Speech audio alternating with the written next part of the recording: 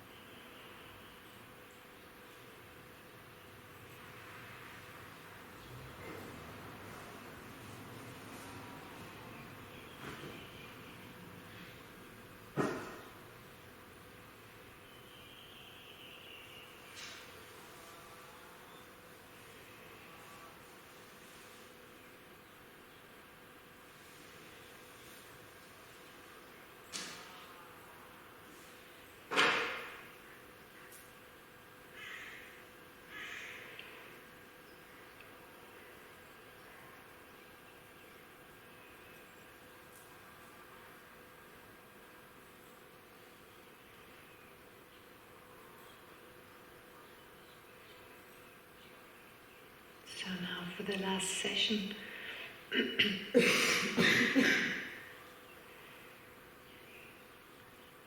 generate the motivation that is conjoined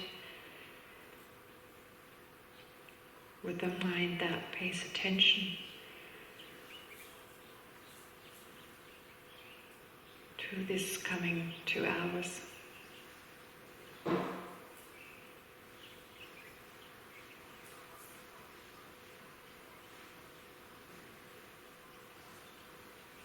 A mind that is turned towards the Dharma and trust itself in the Dharma.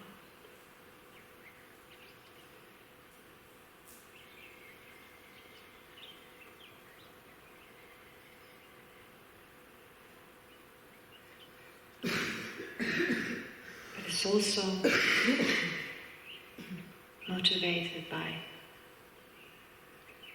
the wish for all sentient beings to be happy, the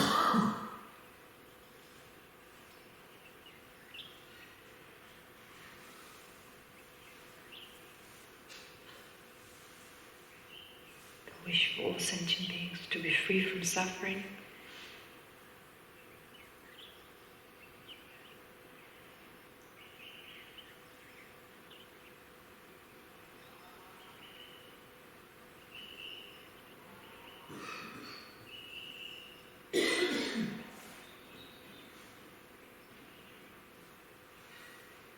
wish may I myself help other sentient beings to be free from suffering.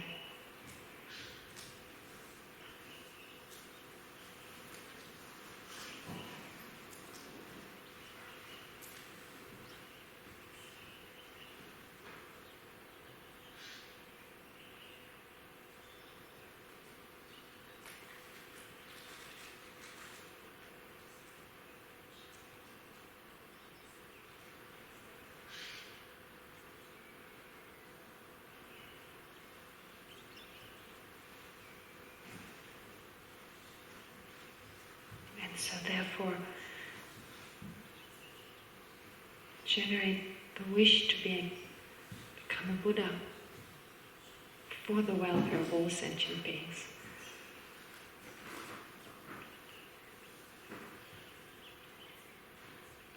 An aspiration that is so strong that will be conjoined with your mental consciousness for the next few hours.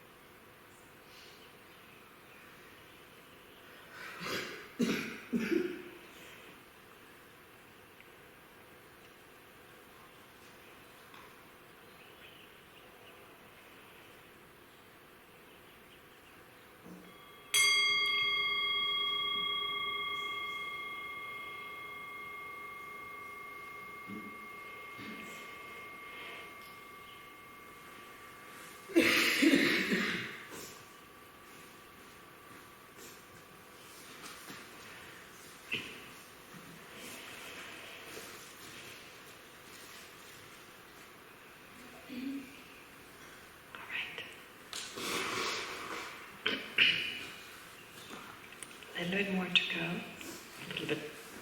A lot more to go. Okay. So we talked about how we should take refuge, already has been explained. We got to the point where we talked about the 8 sets of pratimoksha vows.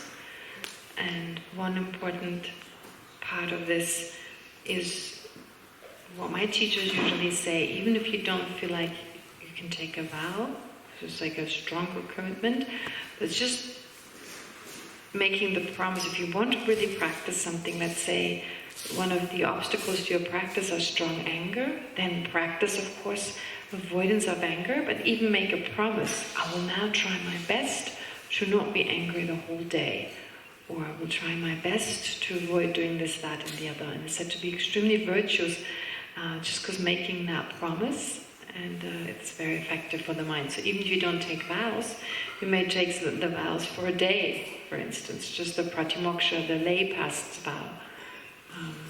And the good thing with intoxicants, as you all know, as you may all know, when His Holiness the Dalai Lama gives the pratimoksha vows, he follows the instructions of his own personal teacher, the previous Ling Rinpoche, Kyabche Ling Rinpoche, whose reincarnation, of course, now is a young man.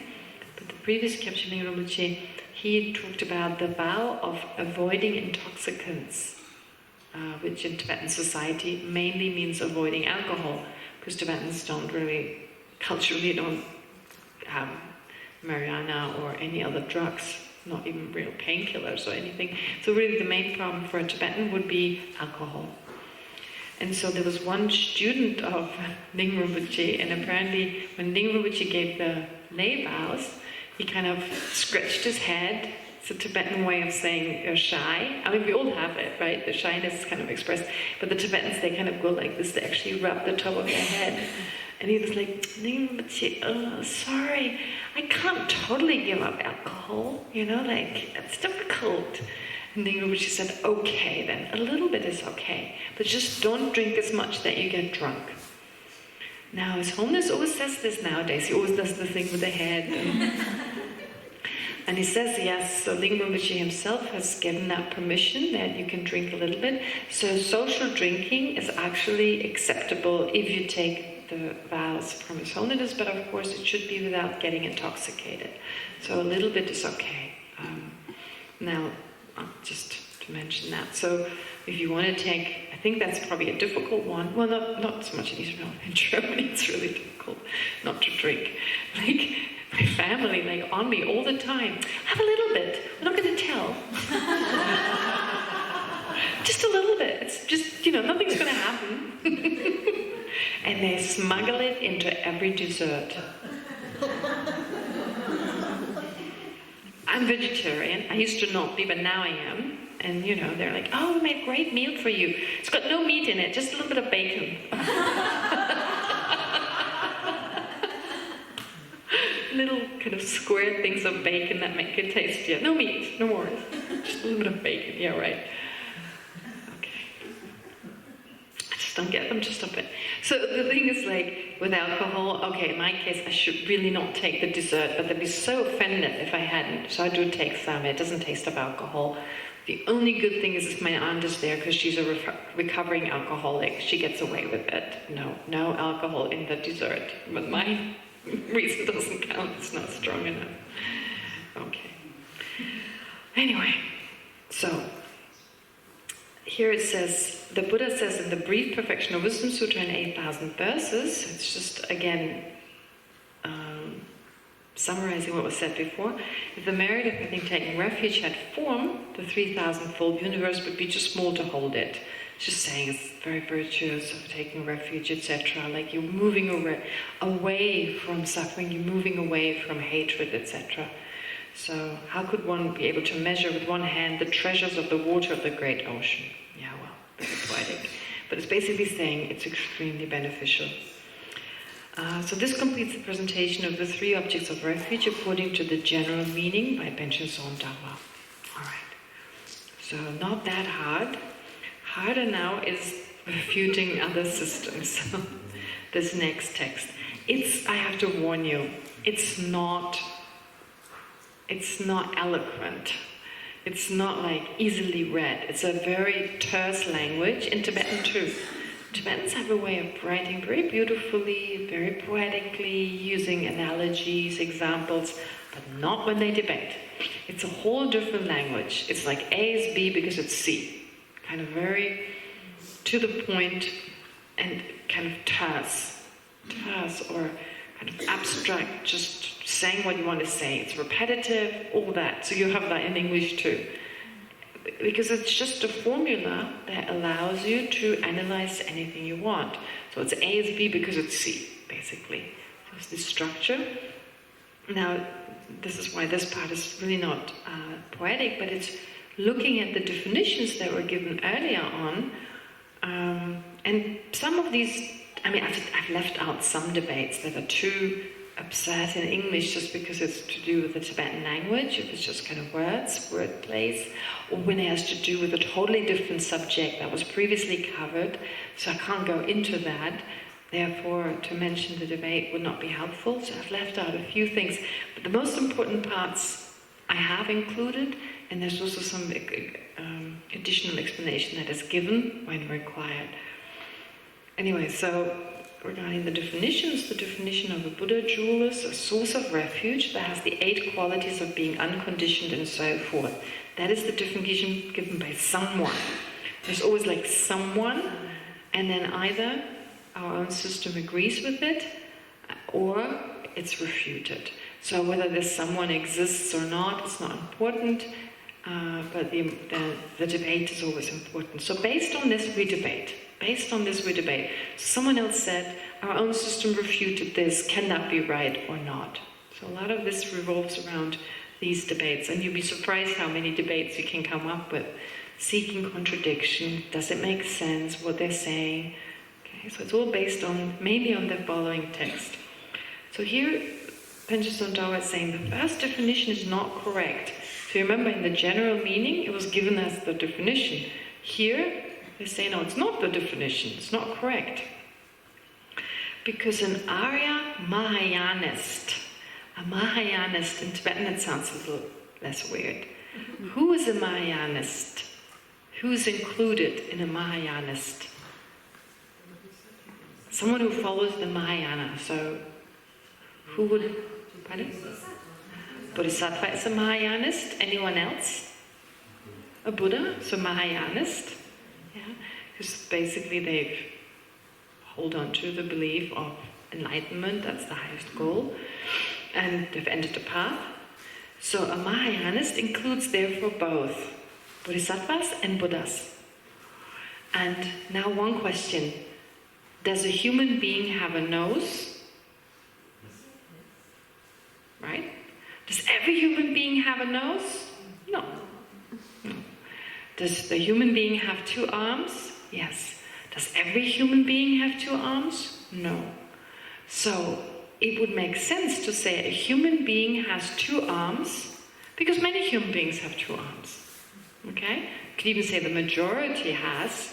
So we can say there is this idea of generalities and particularities. Very important idea. General.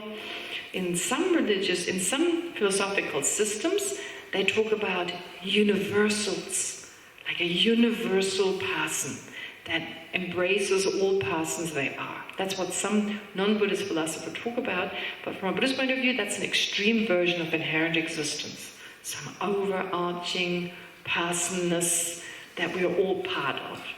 No. From a Buddhist point of view, there's a conventional person, right? Just because there are the individual persons, we can say there's the category of person, but that's just labeled. For some non-Buddhists, it's like a separate category.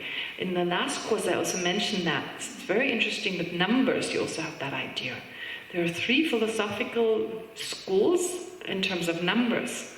There's this idea numbers exist separate from the objects that they numerically specify, from the things they count. There's one school, it's called Platonism, mathematical Platonism, like a separate entity of numbers somewhere in space. And then there's mathematical nominalism, saying, well, numbers are only there because you can count the objects. They exist only in dependence on these objects. And then there's mathematical fictionalism, that there are no numbers. There are no numbers, really. Sound familiar, those three? Two extremes of reification. Numbers exist outside of all the objects that count. Extreme of nihilism, fictionalism, and nominalism, just labeled based on the... Okay, so those three. There's just these three schools, apparently, independent of Buddhism, I guess, exists. So you hear the first one, mathematical Platonism, the idea that there's a one hovering in space somewhere, like existing on a different plane, right? And the reason it's there, because it's there, therefore we can count this object and say it's one. So similarly, there's some non-Buddhist philosophers who would say there's this person, this overarching person, and therefore because there's this blanket kind of all-encompassing person, therefore we exist as individual person.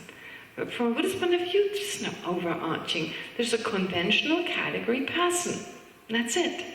So what do we say about person? We say, well, in dependence on other people, other persons having certain characteristics, we can say a person has those characteristics, just labeled. So we say a person has two arms, a person has a nose, a mouth, body, all that, right? So similarly here, a Mahayanist, we can say a Mahayanist has these 8 qualities because there's some Mahayanists who have these 8 qualities, right? And if that's the definition of a Buddha, it would absurdly follow that a Mahayanist is a Buddha. But that's not okay, because a Mahayanist encompasses, that is, includes Buddhas and non-Buddhas, Buddhas and Bodhisattvas. So to say that the definition of a Buddha is a source of refuge who has these 8 qualities, then you could argue, regarding the subject, a Mahayanist. It follows a Mahayanist is a Buddha because a Mahayanist has those 8 qualities, because a particular Mahayanist has those 8 qualities, right? A Buddha Mahayanist has these 8 qualities. Big deal, right? Who cares? It seems kind of silly, like saying, because I saw a blackbird, all birds are black. Right. It seems silly, but you have to say something about a person. Like, you see, the thing is, actually, every time you talk about a person, you're doing exactly that. You use a generality. Honestly. If I talk about Leora, which Leora are you talking about? Leora yesterday, Leora right now, Leora tomorrow. So we have these general ideas about people anyway, right? And we say, let's say Leora is a good cook. But Leora is not every, I don't know. So Leora is good at cooking, or Leora did such and such. Leora did so and so, right? So there's a sense that is always there, but actually it's only a particular Leora who does it. Actually Leora can be subdivided into different types of Leora in terms of time. So again we say Leora does this on the basis of a particular type of Leora, because she doesn't do it in every moment. So we do that all the time. It's actually not silly, because what can I say about Leora? If she existed inherently, I could say Leora, and you would all know about her. But since she doesn't exist inherently, she's dependent on something other than herself. Things she's done, the characteristics, etc. So even when I describe it, I need to depend on something other than herself. So what can I say other than aspects of Leora that they're not there with every moment of Leora, not necessarily. And still it's correct to say Leora is this. Okay? So I can say a table has legs. Well, I guess most tables have legs, or a table has 4 legs. Not every table has 4 legs. And still I need to talk about things, because everything we talk about, it's always a generality. Most objects are generalities, right? This person, that person, my job, my house, my car. My job, my house, my car consists of sub-moments. Right? And each moment is slightly different, but we refer to it as this one object, which is a generality. So we have to say things about it. And are they true for every individual moment? No. My car works well. Well, sometimes it doesn't. In general it does, so I say it works well. But it doesn't always. Okay? So, what I'm trying to say here is, this is how we determine something is this, that, and the other. It's quite important. So how do we determine what a person is? Well, we say person because of certain instances, therefore we can ascribe that to the generality. If we couldn't ascribe it to the generality, then our language would be totally false, totally mistaken, right? So sometimes we generalize, we say something about an instance, and then believe somehow this applies to all the moments. And not just that, you believe, you say something about an instance of one person by reason of them being, let's say, Israeli, and then you believe it applies to all Israeli. And then what is that called? Racism. Right? Or it applies to one woman, therefore it applies to all women, then it's called gender bias. Okay? So there's nothing wrong with ascribing this, but we need to know where this is conventionally correct and where we're going into an extreme. So here's just pointing out, a Mahayanist, if certain group of people, and to say there are more Buddhas than Bodhisattvas, we don't know. Are there more Buddhas? Are there more Bodhisattvas? There's said to be limitless Buddhas, so it's not even in terms of numbers. So Bodhisattvas and Buddhas, two groups which can be categorized into the group of Mahayanist. And Mahayanist, if one group has these qualities, we can say this about the other quality, about Mahayanist in general, in one group of them, right? And therefore it's not correct to give that definition, as simple as that. But it's less about learning about refuge, it's more learning about how do we categorize things? What do we say about characteristics? How precise do we have to be? Is this correct or not? Do you get the idea? It's all just to do with emptiness. In the end, it has to do with generalities and their instances. Okay? All right. So the first definition is not correct because an Arya Mahayanist accords with the definition but is not a Buddha jewel. An Arya Mahayanist is not a Buddha jewel because even though there are Arya Mahayanists, for instance Buddha Shakyamuni, who are Buddha jewels, there are also Arya Mahayanists who are not Buddha jewels. For instance, Bodhisattvas on the Mahayana path of seeing and the Mahayana path of meditation. They are sentient beings and therefore not Buddha jewels. Okay, so the definition applies to them. In the definition, the 8 qualities being unconditional, are they not unique only for Buddhas? The others are on the way. Well, okay. Let me give you an example. If I were to say a person,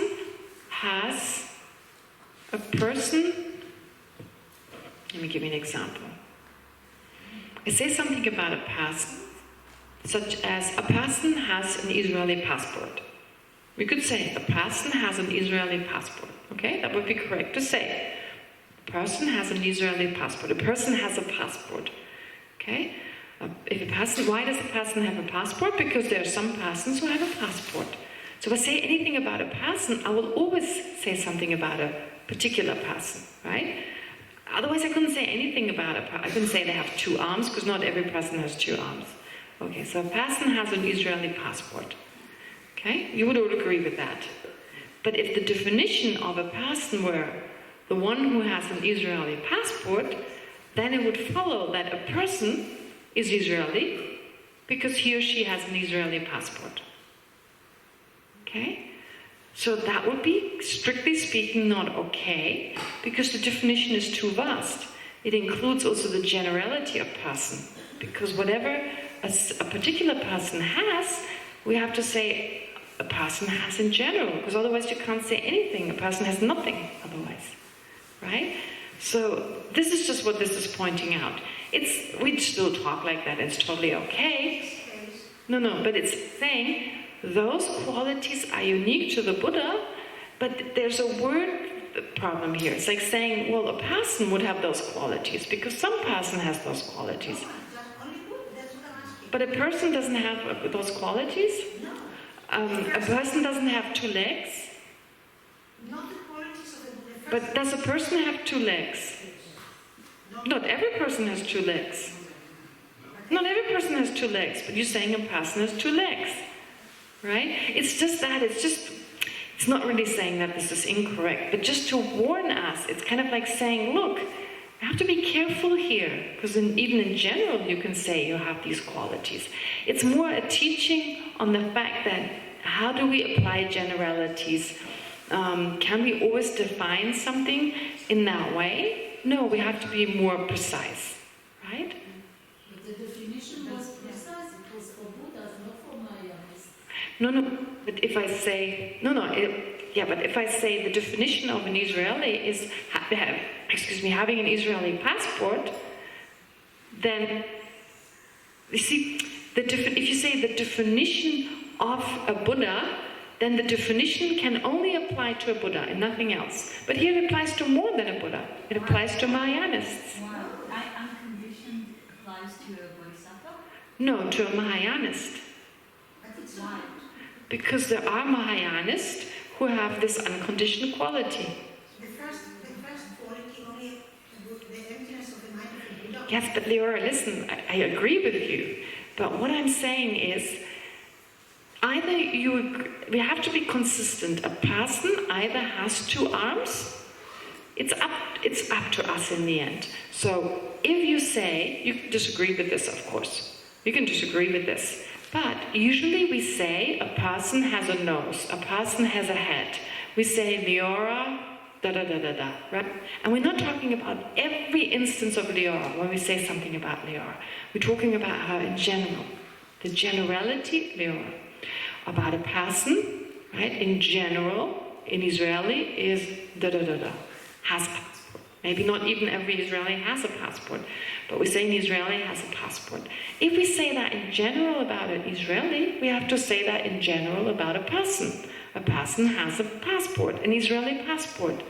Now, if I were to define, if you talk in general, that's fine. But if I say the definition of an Israeli is a person who has an Israeli passport. And in general, I talk about saying like a person has a passport because some persons have, and an Israeli has a person has two legs because certain persons have two legs.